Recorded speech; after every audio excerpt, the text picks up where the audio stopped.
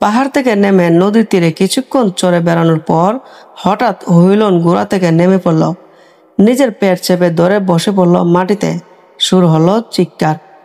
ইসুকে প্রথম না বুঝলেও সুচিদে ঠিকই বুঝেছেন তার সতীনের প্রসব বেদনা উঠেছে। তাকে নিয়ে যাওয়া হলো জুপের ভিতর। কয়েক মিনিটের মধ্যে একটি সুস্থ সবল শিশুপুত্রের জন্ম দিল হুইলন। ছেলেটি চোখজোড়া হলুদ, ডান হাতের মুষ্টিতে জমাট বেঁধে আছে এক টুকরো লাল রক্ত। আকাশের দিকে তাকিয়ে মহান তেংরিকে কৃতজ্ঞতা জানালেন ইউসুকে। হাতের মুঠোতে রক্ত জমাট নিয়ে জন্মালে মানে এই ছেলে একদিন মহাবীর হবে। বরফের উপর কিছুক্ষণ শুয়ে বিশ্রাম শেষে বাচ্চাকে কুলে করে নিয়ে হাঁটা ধরলেন হুইলন। ঘণ্টাখানেকের মধ্যে উঠে পড়ল নিজের ঘোড়ায়।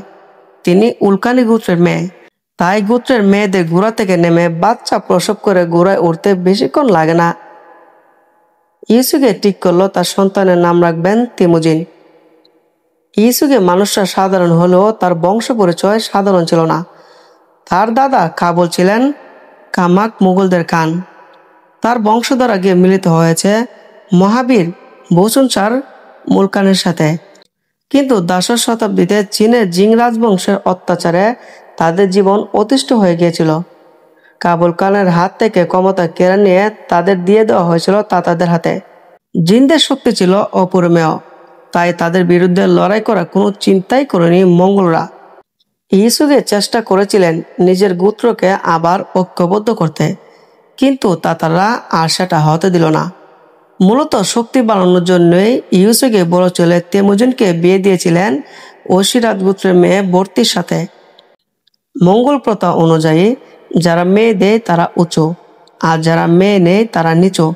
তাই ছেলের পরিবার মেয়ের পরিবারকে যৌতুক দেয় এবং বিয়েতে যৌতুক ছিল একটি কালো সাবলেট চামড়ার জ্যাকেট। বাবার মৃত্যু পর্যন্ত তেমুজিন মঙ্গল প্রথা অনুযায়ী বর্তির বাড়িতে থেকেছে 3 বছর।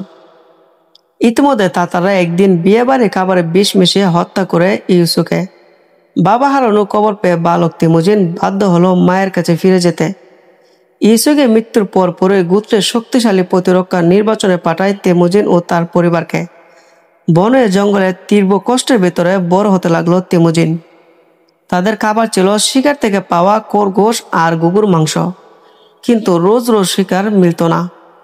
3 ভাই, 2 সৎ ভাই আর বোনকে ও মাকে নিয়ে জঙ্গলে টিকে থাকা ছিল অত্যন্ত কষ্টকর ও চ্যালেঞ্জের বিষয়।